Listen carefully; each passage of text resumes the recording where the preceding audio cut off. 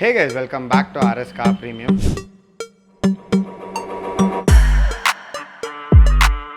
So a lot of people were asking, can we upgrade headlights on Creta?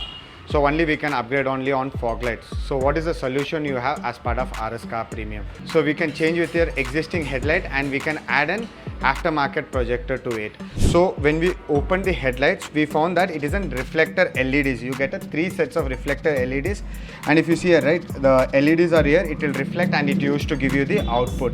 And this is approximate around 35 watts of each of those things. Now as part of RS Car Premium, what we are doing is we are replacing with 3 sets of projector to it, which is of 55 watts each. Let's go and see how the process is done. Once the process is done, we'll also go and see the real-time output.